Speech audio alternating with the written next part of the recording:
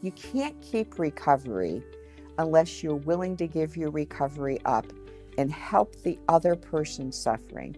Because there's millions of us right now that are suffering. So many people are hurting. And so if I can't make myself available, I'm 68. I don't know. My sister, on her 68th birthday last year, didn't feel well, went to the hospital, and she had 12 weeks to live. I don't know when my day is going to end. So while I'm here, if I don't take the time I have left on earth to give it away, what good am I?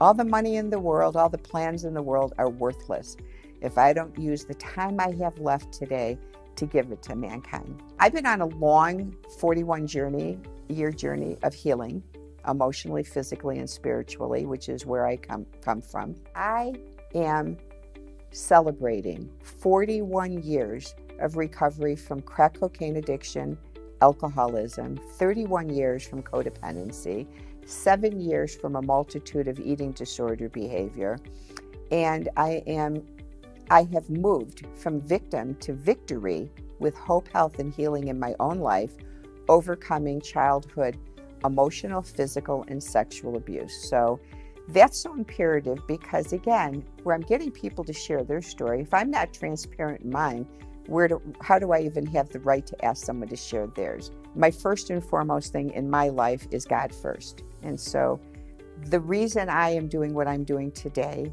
is because of God in my life and the miraculous changes He's done in my personal life. And so with that, I have felt Him directing me to begin a new part of my business, which is now podcasting. Thus began the Connection Show, renew and restore and reconnect in community because everyone was so disconnected. When the people say, what questions are you going to ask me? I just say, just show up with no intention. And I invite them to be transparent and authentic and to connect the dots of their childhood, the good, the bad, and the ugly, and share what their childhood was like and how that led them to who they are today. I invite the audience to look for the similarities of that speaker's story with their own.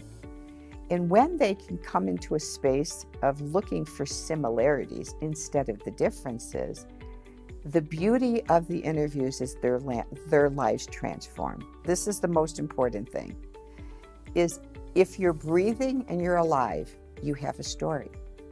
And that's why I love the saying, look for the similarities, not the differences. I just love helping people to open up to who they authentically are. And by doing that, they bring in the most beautiful story. And hardly anyone, when they really break open, leaves without a few tears. Because they become genuine. And that's what I'm looking for. I'm looking for people to really just show their real